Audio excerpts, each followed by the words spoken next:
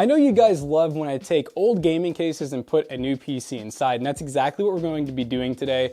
And the reason why we're on this set, but not with a bunch of PC parts, is because half of my parts have not shown up and the other few parts got yoinked by PCBros for customers' builds. So anyways, I'm gonna take you guys back in the warehouse with me to show you the case that we're going to be using, the candidate for the Resto mod, which is what this one's going to be, because it's a gaming case. It's not really gonna be a sleeper, but I will talk about what I originally was going to do. So I have this cool case here, the Antec 900, and I'm really hyped. We got this case actually on trade-in from a PCBros customer that literally wanted a cheap monitor. So it's in really good shape. It's a very classic case that actually still has, check this out. I don't even know when Best Buy was even doing this, but that actually has like a date on it, and I guess, is that a price? Like 56, no, because this case was a lot more. I don't know what that is, but it has a date, which is really cool, and you can just tell that this thing is old. Anyways, we'll talk about the case more later, but originally I had planned this build to be like a kind of cheap sleeper build. I think I wanted to spend like 800 bucks total, including the case. And yeah, all my parts got like lost by Amazon, and a couple of them got taken by PCBros for customer builds, which is understandable. So now I'm going to Best Buy to pick up much more expensive parts. Originally, this build was going to be a Ryzen 5 3600 with a RX 9060 XT, which I think would be a pretty valid pairing. You know, it's a Gen 4 CPU, Gen 4 card, on the budget side, but it'd be great for 1080p and even some 1440p gaming. But the build is now like, gosh, I want to say like 1,250 or 1,300 bucks. I'll double check that, but it's definitely a lot more than I wanted to spend, but sometimes that is how it goes around here. So anyways, we're gonna drive, we're gonna grab these parts, and I think everything's gonna work out. Today's video is brought to you by Newegg. Our friends over at Newegg just started their 25-year anniversary sale. Newegg is one of our go-to spots when hunting for PC hardware and tech deals, especially when a good sale's going on. We all know how expensive gaming PC components are right now, so being able to save a couple extra bucks with these bundles is really helpful. You can even find some really good deals on some motherboard and RAM combos, sometimes even a CPU motherboard and RAM combo if you really do some looking. And if you're building a PC from scratch, Newegg's PC Builder tool makes it super easy to plan the build, and you can save even more money while bundling select parts. So if you haven't checked out Newegg.com for the latest tech deals and savings, what are you waiting for? Newegg's 25-year anniversary sale just started, and it's going to be ending on February 1st, so cash in on those savings while you can. Thanks to Newegg for sponsoring today's video. Now let's get back to it. All right, we are back from Best Buy, and we got our parts yesterday, which was January 10th of 2026 or 11th, and this case is so funny because it's like we went back, what is that, April 31st of 2009. I love to see that. So yeah, this is an old case. It's called the Antec 900, not the number 900, it's spelled out 900. And apparently it's kind of like one of those legendary cases where it's kind of like the half, cases from Cooler Master, because it has all these drive, bays in the front. And it almost seems like that's what made a good case back in the day. I started building PCs right when, SSDs started coming out, and you weren't really doing DVD drives anymore because you had Steam, so you were buying all your games online. So for me, when I see all these hard drive bays, I'm just kind of like, eh. But, I know back in like the early 2000s, that was a big selling point. So let's talk about some of the parts that I got, which I originally was not going to. I know I told you guys in the drive, I was looking at like an $830 build, I think was the total price. Now we are at $1,275. So the price changed a lot. It's also cool that although there's a lot of drive bays here, there's a lot of airflow, which is pretty uncommon for old cases. Yeah, I feel like normally they would just be flat. Yes. And even this, I think it's cool. I don't know if we can or not, but I think this acrylic on the inside might come off for even more airflow. I think it's going to be a really good case to build in, actually. And I think I'm going to try to keep this giant fan because that's like a really weird size, like a 200 millimeter maybe. But I do want to put some ARGB fans in here because I think it'd look kind of cool. We can probably do like a white, color scheme. But essentially though, we got some okay price Best Buy parts. We got the Ryzen 5 7600X, which was like 210 bucks. It's like a little more than I want to pay, but not too bad, honestly, considering I was able to pick it up the same day. That was like the most important part because we were filming literally the next morning after I went and picked up this part. So it's very important to me that I got everything in time. But I spent a little more on this than I wanted to. It's the Cooler Master Hyper 212 in black. I kind of wanted ARGB to match the other ARGB, but it's whatever. I can always throw an ARGB fan on. I paid 30 bucks for this. I did have an ID cooling tower cooler that was a dual fan one for the same price coming, but it's not going to show up in time, so this will work right here. Now I think it's funny, I got this board for 160 bucks from Best Buy as well, and it's funny because they have like combo deals like Micro Center does where I could have gotten, this with the board and it made the board like way more expensive. I think that's so funny because they're like, you save $130 off of their MSRPs from 10 years ago. Yeah, it happens a lot on Newegg too. Yeah. You'll get like these really high-end boards, and it's just better off not buying the combo. You gotta really do some price research. Don't trust the websites and the sellers when they say you're getting a deal. But this is a solid board. I needed full size for this case. It's gonna go something like that.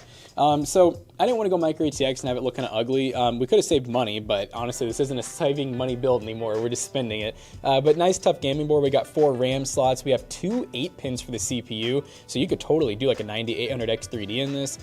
We got good VRM covers, a good power phase design. It's Wi-Fi and Bluetooth, so pretty good board, honestly, for that price. Now here's where the real money went right here. We got 32 gigs of crucial DDR5 RAM. This is gold right here. It's not the fastest. It's 5600 mega transfers per second, and it is CL46. A little bit on the slower side, but it is DDR5, it's dual channel. I'd much rather do that than having to go with it was gonna be a DDR4 build with only 16 gigs of RAM. So I actually got this for a really good deal. I think I paid $260 for it. So really crazy right now in Ramageddon. Don't go and buy all this, we need it. Now this drive is really funny because this is a Crucial P310 Gen 4, and you're probably wondering like what's funny. I looked at the pricing, so I got this for $110, and luckily I got this drive like a couple weeks ago. I was looking in, actually no, it wasn't this drive, it was a Western Digital SN850X, 1 terabyte. Best Buy was the only drive that they actually had in store yesterday. It was $270.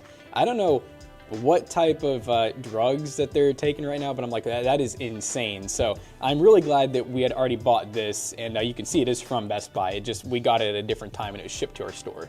Now originally I was going to do a 9060 XT. It was a nice big 3-fan card, which I would like for this case, but instead, because at the beginning of this video I told you guys my GPU got yoinked for a PCBros build. The PCBros customers are more important than this goofy little video, so it's all good. I bought this. This is a Gigabyte RTX 5060 Ti 8 gig. So I know a lot of people hate the 5060 Ti because of the 16 gig model that was almost 5070 pricing. So the 5060 Ti 8 gig is a little bit better than the normal 5060, and I got it for the same price. I paid $330 for it. Best Buy wanted $330 for a 5060 normal. So this just made total sense. It's kind of a smaller 2-fan card. It does take 1 8-pin for power, which is nice. It does have the full PCIe lane, which I also really like compared to the 5060. The same model has like a tiny little 8X lane. So it's a little bit of a nicer card. I would have liked the 9060 XT, but this is technically a slightly better card for about the same price now, actually. And then for the power supply, we got a Segotep GN650 watt.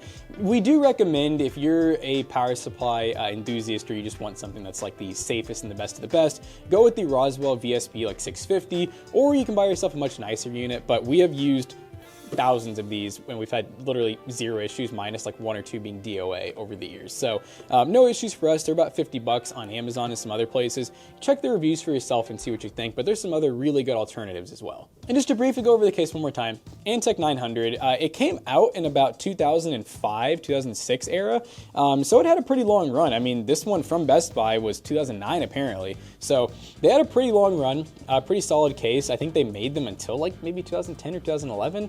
I know when I built my first PC, it was in a Raid Max Viper case that kind of looked like this, so it's not like these cases weren't uncommon back in like the early 2010 era as well.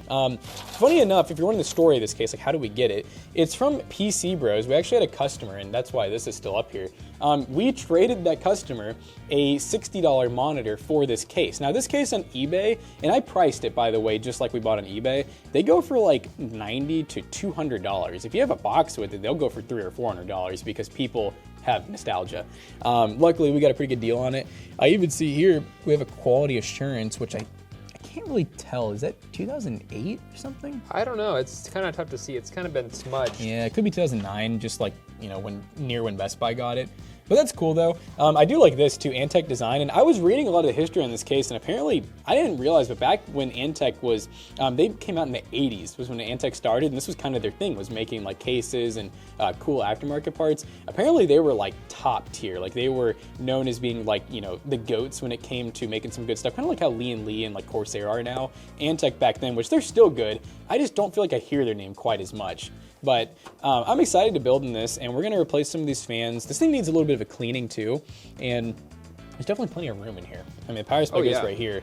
And it's fun because we get to build this in a modern way, a resto-modded way, because the way I look at it is resto mod is any time you're taking an old item and putting new stuff in it. You don't have to modify it a ton. Just the fact that you're putting stuff that shouldn't be in there is a modification in itself.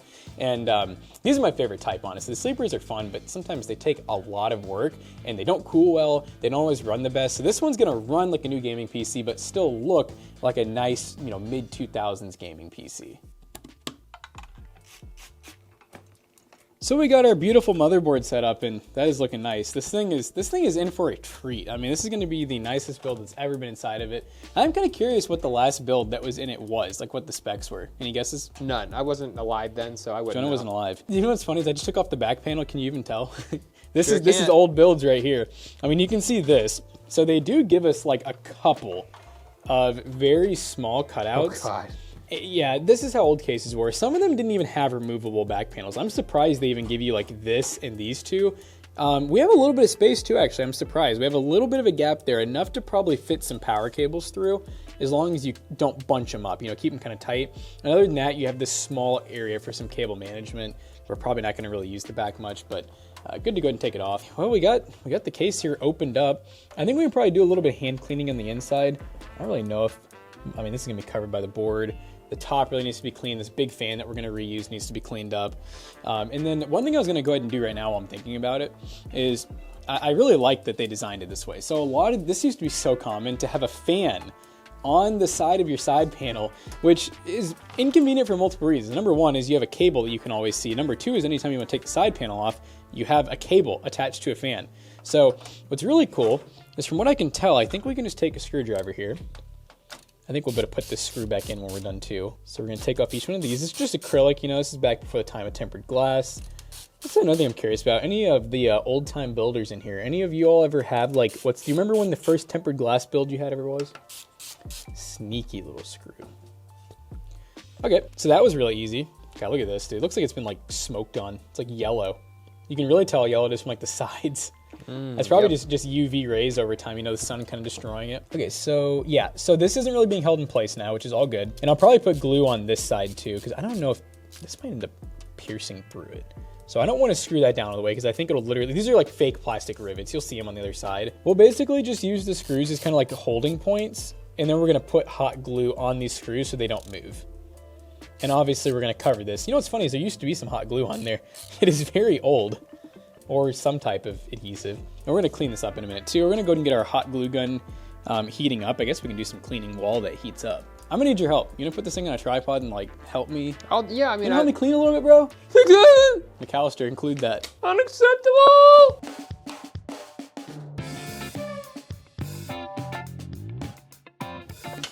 Oh, my glue stick, my glue log. Ejectocito cuzzed.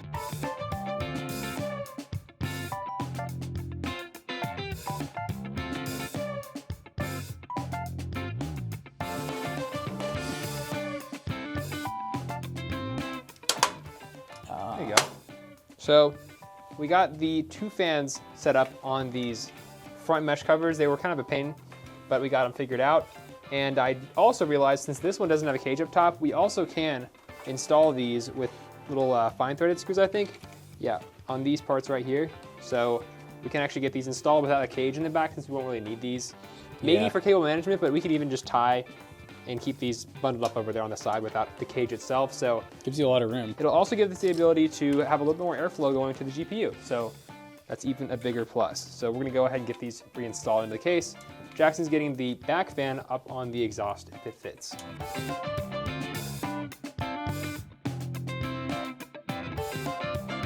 All right, we got the case cleaned up. We got our new fans in. Let's see how and if the motherboard fits. It's definitely gonna be a fun cable management project because, well, a lot of these cables just can't go behind the board. It's crazy. This is almost like a micro ATX board in this case. Yeah, and I'm also like missing this. I'm missing the standoffs. I was like, why is it so crooked? I was gonna say, we're probably gonna have to take this back out and look at some standoffs, because there might be 4. We're literally only missing this one. Oh, really? Just the one? Yeah. Oh, okay. So, I mean, really don't have to do one there. Just notice, oh, yeah, you get this too, the little power supply separator there. Nice. Which this should just take a full-size power supply. We can go and test this. Let's just put that in too, see how it looks. Imagine we're ordering an SFX power supply. That would be horrible. I don't know where this video would go. Yep, the holes line up with the fan facing this way, which, funny enough, this will actually kind of act like another exhaust fan, which kind of works out.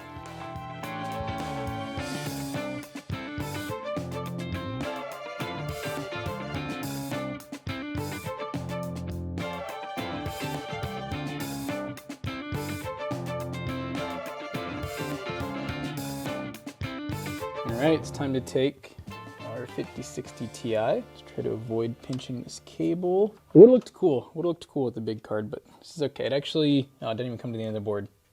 Oh. Yikes. Maybe we should do something like, no, maybe this? Like one of these? Okay, all right. All right. Well, that's nice. Look at that. Oh, is there, oh, I could use this old grommet maybe. Oh wait, that is, that won't be too ugly, right? Oh yeah, it's gonna hold pop. it in. Nice. Great. I do like this, like literally holds it in place. It So does. maybe we should bring back the old case. Now this is gonna be a problem. This is the CPU cable. Oh God. But we need to get rid of all this too, so. Yeah, this needs something different done. Maybe I should do the same thing. Run it through here. Will that reach, I wonder? I feel like it should. Maybe. I don't know. If it can go this far, it should reach there, right? Wow, this is why they came out with the extensions in the back then, is for actual purpose of extending the cable. And we could do like this. Yeah. Go underneath, and that could keep it pretty clean. Maybe even cleaner than running it through here and out there. It'd be a little bit of a harder run, but I can re-zip tie this one. Yeah, like we could do that, and then like a little extension. I don't think they make little extensions like that. They do. They're just, you're not gonna like how they look. What do we have in the extension bin? Buddy, let's go back to the drawing board. Well, we can, if we run it the other way, we can just use one of these. Yeah. So everything's plugged in now, and you see this area looks really good. But look inside this area here. We still need to do a lot down there, but oh, man. I feel like we're really close. I think we're really close. It's looking nice. We ended up adding an extension, by the way. We just felt like that CPU just wasn't gonna reach an extension to make it go the same way as the other cables.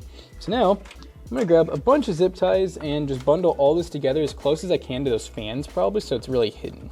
All right, grand reveal.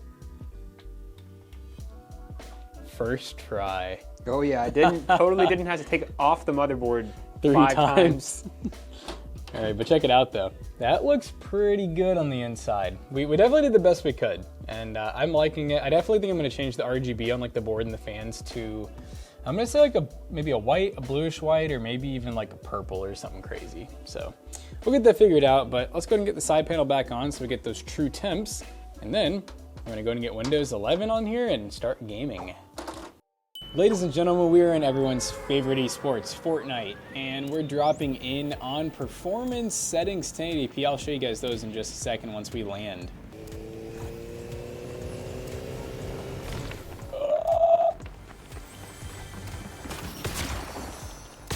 Oh my God, a sniper? You're kidding me, bro.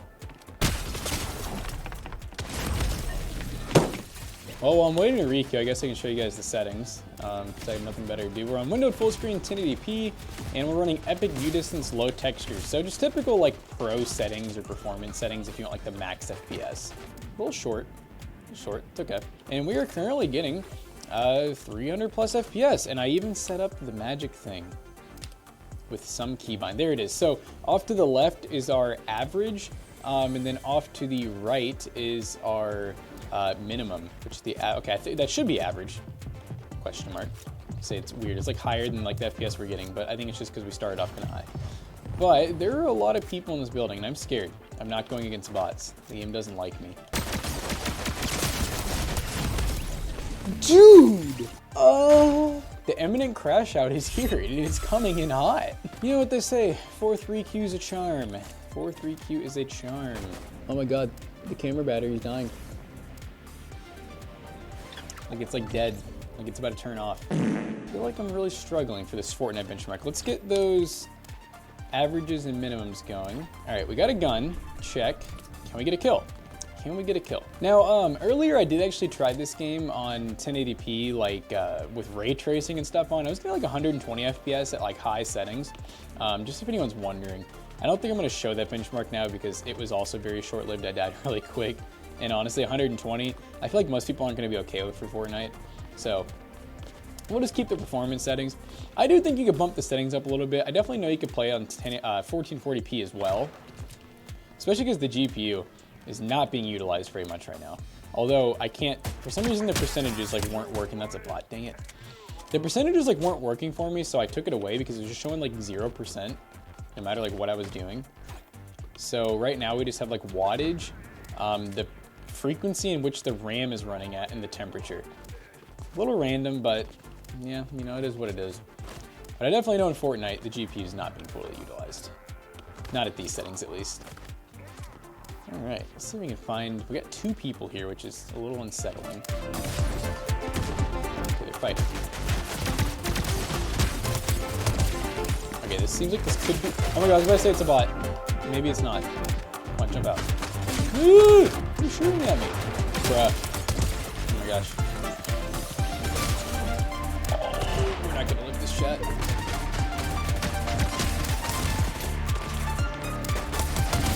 Oh my god, we lived it. Oh, all right.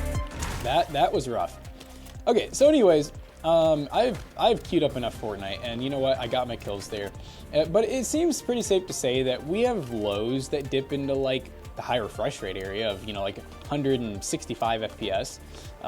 And we have averages / high that will be good on a 300 Hertz 1080p monitor if you wanted to. And like I said, this card, even though it's 8 gigs of VRAM, for like Fortnite and Valorant and Counter-Strike, and honestly, almost any game, you can definitely get away with 1440p, a little less FPS, but you can definitely do it. Let's go to the next game. All right, we're in Arc Raiders. I wanted to throw you guys kind of a AAA title.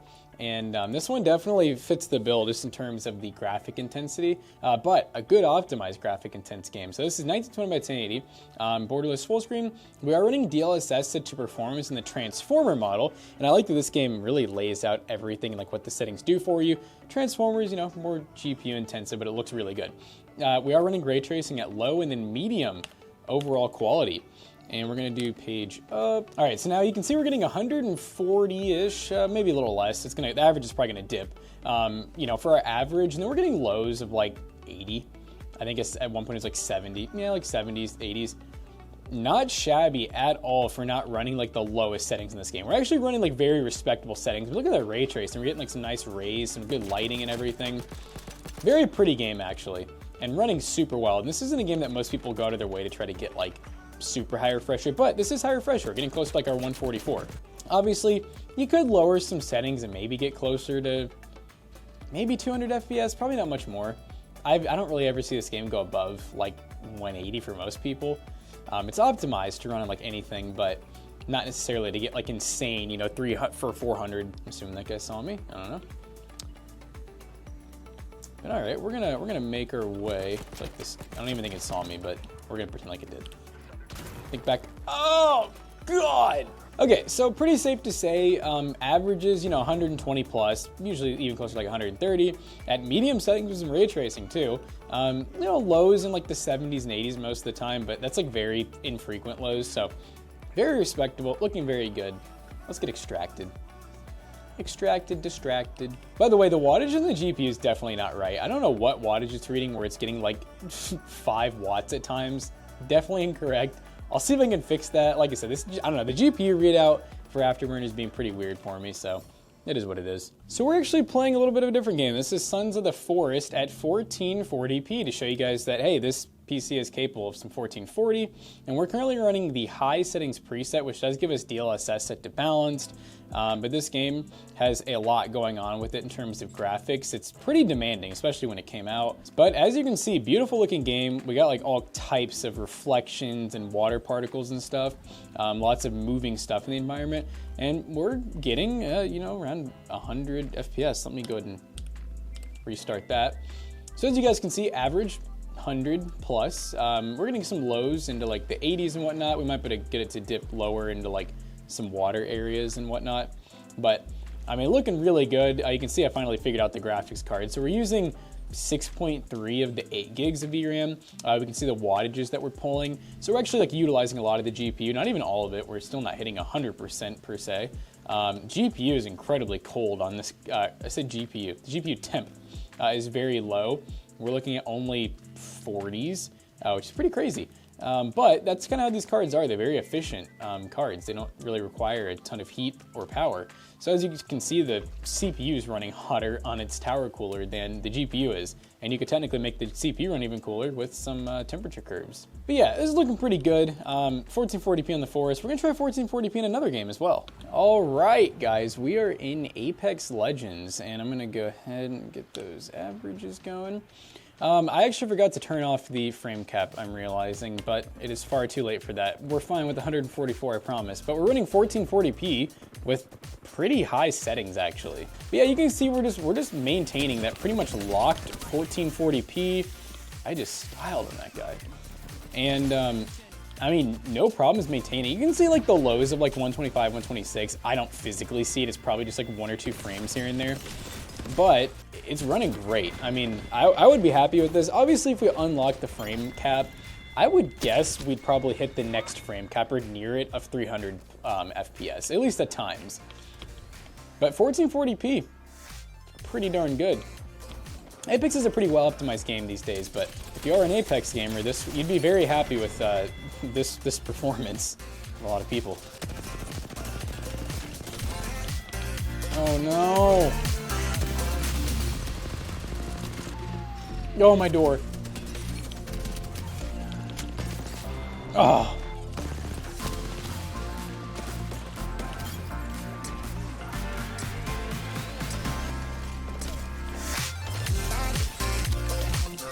Dude, oh my god. Oh my goodness. Oh, man, they had the freaking shields. Ah. So close. That was actually a pretty good game.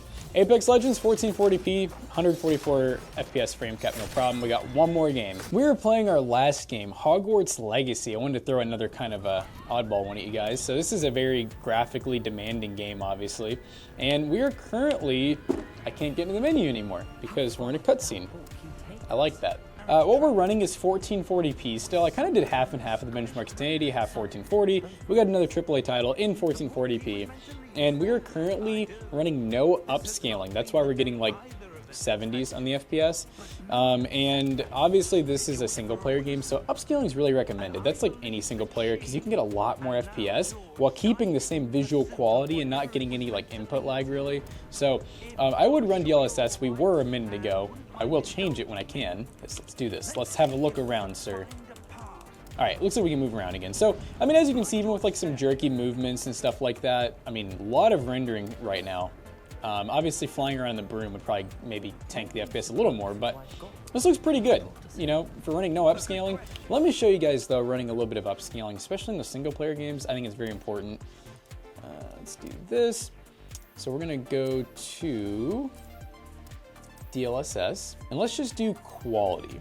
Keep that upscaling sharpness at 0. I actually don't even know. So we're running high settings, basically.